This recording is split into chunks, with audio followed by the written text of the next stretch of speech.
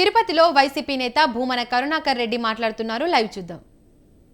పాపాల పుట్ట కొండగా మారుతోంది.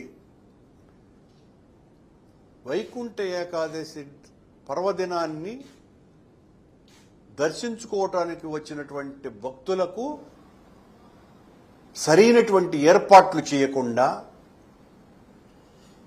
బంధుల దొడ్డిలో తోసినట్టు ఒక పార్కులో తోసేస్తారండి. అప్పటికి దాదాపు 10 గంటల పాటు వాళ్ల మలమూత్రాలకు కూడా పోవటానికి వీలు లేకుండా చేసేసి, వాళ్ళ కనీసం తాగటానికి నీళ్లు కూడా లేకుండా చేసి, ఒక్కసారిగా క్యూ లైన్లలోకి వదిలేయటం. ఆ తొక్కిసలాటలో 6 మంది మరణించటం, 51 మంది. అది కేవలం ఒక చోటనే జరిగినటువంటి విషయం కూడా కాదు. విష్ణు నివాసం దగ్గర జరిగినటువంటి సంఘటనలో మరొక వ్యక్తి కూడా మరణించినారు. మిగతా చాలా చోట్ల తొక్కిసలాటలతోనే జరిగింది. ఎవరు బాధ్యులు? బాధ్యత తీసుకోవాల్సినటువంటి వ్యక్తి చంద్రబాబు నాయుడు గారు, ముఖ్యమంత్రిగా ఉన్నటువంటి వ్యక్తి. ఏ బాధ్యత తీసుకోవాలా? ఆయన ఏదో తూతూ సమీక్ష చేసి అసలు దీనికి ప్రధానమైనటువంటి కారణమైన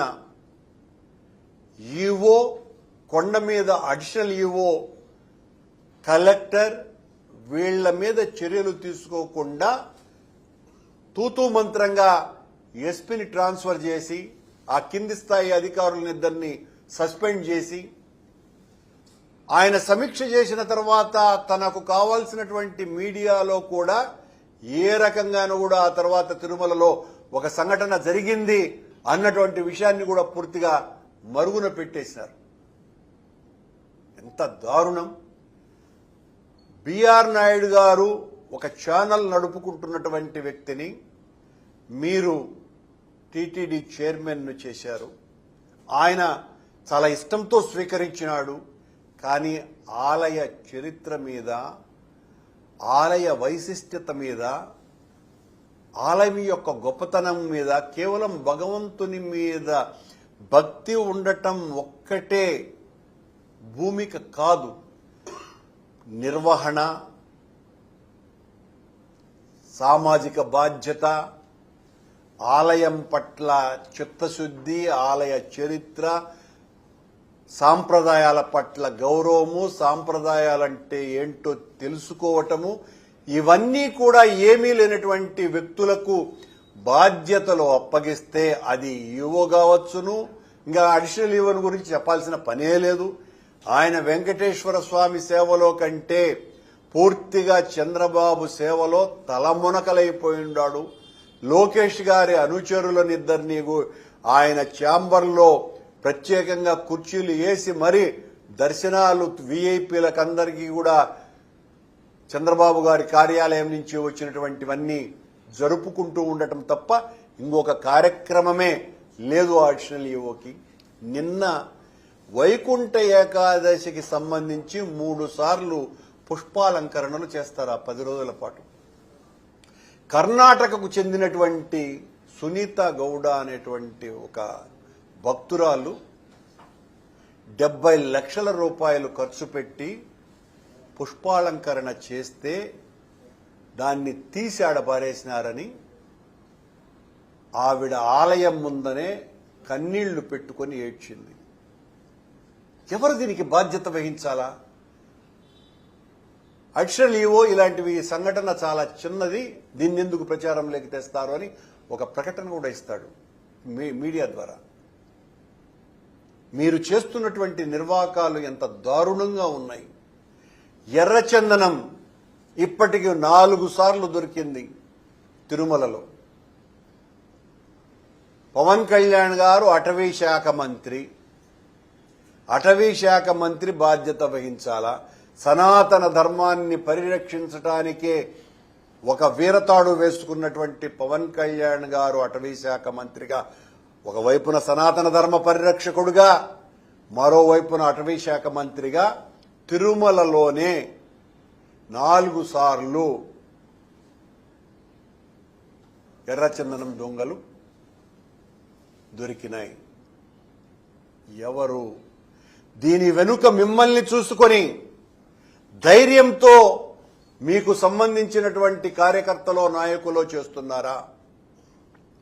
మీరేమో చాలా ఆవేశంగా మొన్న జరిగిన వైకుంఠ ఏకాదశి దుర్ఘటనకు సంబంధించి ఆ 6 మంది చనిపోతే వాళ్ళ బంధువులు ఆనందపడిపోయి వెంకటేశ్వర స్వామి తీసుకుపోయినాడు అని ఆయన ప్రకటన ఇవ్వటం ఎంత దారుణమండి! ఎంత ఘోరమైనటువంటి విషయం ఇది! ఈ రకమైనటువంటి ప్రకటనలు ఇచ్చి మభ్యపెడతారా? మోసం చేస్తారా? ఇలాంటి వరుస సంఘటనలు, నెయ్యిలో కొవ్వు కలిపినాము అనని మా మీద ప్రచారం, ఆ తర్వాత మేమెప్పుడైతే వాస్తవాన్ని మొత్తం ప్రజలకందరికీ తెలియజేసినామో ఆ తర్వాత సద్దు కాకుండా పోయింది.